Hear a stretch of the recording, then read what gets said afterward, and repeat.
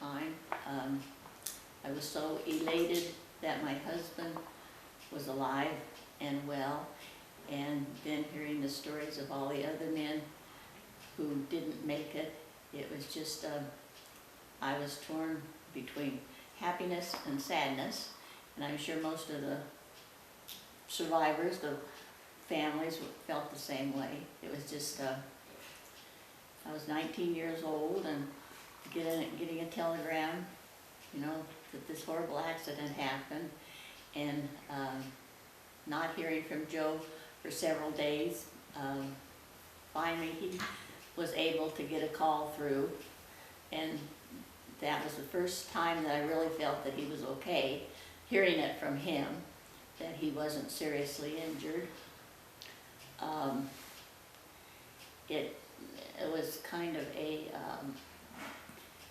well, not religious thing, but belief in several miracles that had happened. Just like when he was on the airplane and he was in the coffin place or whatever, that you weren't supposed to get out of that where he was if, you know, if it was a plane crash. And it just was a miracle that the plane broke open and pushed him out into the water. And then he was in the water for several minutes and, you know, almost to give up hope. And then the plane exploded and there was a fire. And I thought that was another miracle, because that was the only way that the ship was able to come and find him. They said they never would have found them if it hadn't been for the fire, because they were several yards, you know, it's very emotional. They were several yards away from where the crash happened and they couldn't find it. And I just have always believed in God and thought that these things were a miracle. But then I can't explain why it was a miracle for my husband, but not why other people were lost. And I don't know, I just thought of that over the years all the time. And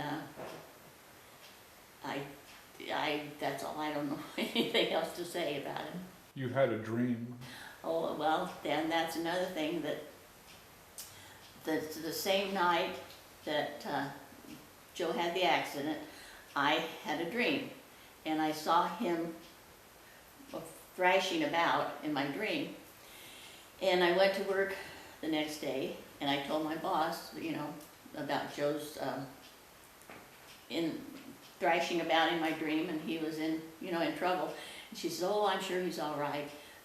We always have these dreams." And then, sure enough, 2 days later, I got the telegram, you know, that he was in the accident. So, and if I hadn't mentioned that to her, I wouldn't think it had any credibility, because, you know, you can say anything. But I did go to work and talk to my boss about it, so I knew I had that dream. So there was that connection between Joe and I. And he said that that's all that kept him alive, was thinking of his family and me. And so I have always thought there was a connection there. That dream occurred the same night as the crash? The same night, yes. You had the opportunity to tour one of those aircraft. What was that experience like for you? Well, they're very confining. You almost, seems to me, like you crawl through it. You know, there's not much room to do anything anywhere, but yet they had bunks in there, and they had a galley, and, you know, everything. So, and then another thing I did, his mother and father came to Alameda the day that they were taking off, and I can remember right now to this day seeing that airplane go, you know, up in the sky, and it kind of gives me chills.